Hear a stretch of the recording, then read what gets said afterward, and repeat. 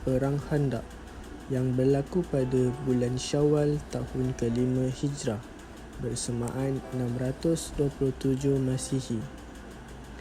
Ianya dinamakan Perang Ahzab kerana perang ini menghimpunkan banyak suku kaum yang telah bersekutu iaitu Ahzab untuk menyerang orang Islam di Madinah. Kronologi Perang Ahzab.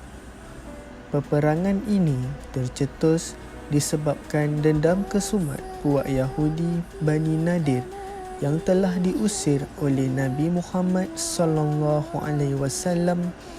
dari Madinah kerana pengkhianatan mereka terhadap persefahaman dimeterai.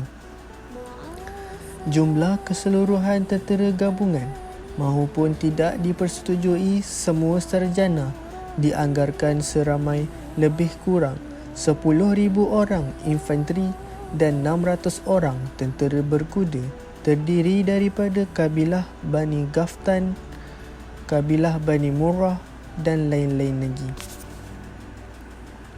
Rasulullah SAW telah mengatur persiapan dan pertahanan tentera Islam dengan membahagikan sahabat-sahabat kepada beberapa kumpulan, iaitu setiap 10 orang menggali 10 hasta.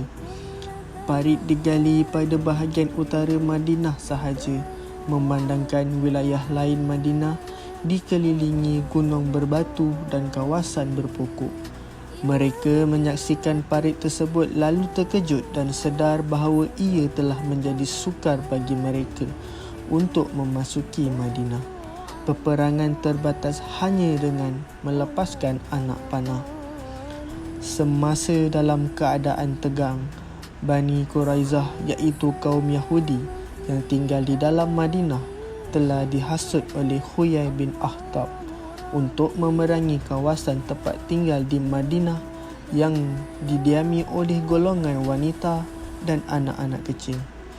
Mereka telah melanggar perjanjian terhadap Rasulullah SAW. Strategi Rasulullah SAW dalam Perang Ahzab. Sewaktu Rasulullah mendapat maklumat tentang permuafakatan golongan kufar, lantas mengadakan mesyuarat dengan sahabat.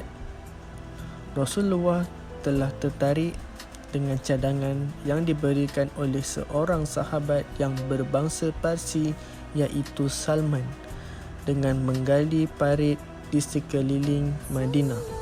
Dengan ini dapat menghalang serangan tentera berkuda yang ramai di pihak musuh. Seterusnya, Rasulullah menyuruh seorang pemuda iaitu Nu'aim bin Masdu untuk memecahkan kekuatan musuh. Nu'aim bin Masdu secara senyap telah memeluk Islam. Lalu beliau telah menghilangkan kepercayaan antara satu sama lain pihak musuh. Hikmah dan pengajaran. Yang pertama, kita kena berpegang pada janji kerana Islam melarang kita dari mengungkir janji. Seterusnya, Islam juga menggalakkan perbincangan sebelum membuat keputusan dan berfikiran terbuka dalam menerima pendapat orang lain. Yang ketiga, umat Islam akan kuat jika bersatu padu tanpa mengira bangsa dan warna kulit. Yang terakhir, sentiasa mengharap dan berdoa kepada Allah dalam semua hal dan keadaan. Kesan Perang Ahzab. Pertama, kekalahan pihak musuh telah meningkatkan azam pihak Islam dalam menyebarkan dakwah. Yang kedua, kaum Quraisy tidak lagi berani menentang Islam. Ketiga, tentera Islam semakin bertambah dari masa ke semasa kerana meningkatnya kepercayaan mereka terhadap Nabi Muhammad SAW dan ajaran yang dibawanya. Bantuan Allah kepada tentera Islam. Selama hampir 15 hari tentera bersekutu mengepung, bekalan makanan penduduk Islam semakin berkurang.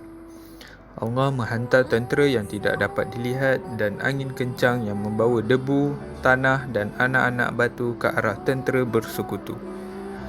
Angin kencang itu kemudian memusnahkan semua kelengkapan perang, barang-barang keperluan dan kemah. Mereka melarikan diri dan pulang ke Mekah. Sebagai penutup, pertama, faktor kepimpinan merupakan salah satu penyebab kemenangan dalam peperangan tersebut. Yang kedua, sifat-sifat mulia dan akhlak yang tinggi yang ditunjukkan pemimpin dalam peristiwa Perang Ahzab ini merupakan salah satu faktor kemenangan mereka juga. Yang terakhir, sifat Rasulullah ini boleh diterapkan bagi pendidikan pada hari ini. Sebagai contoh, nilai-nilai kepimpinan dapat dijadikan sebagai alternatif penggayaan dalam mata pelajaran sejarah Islam.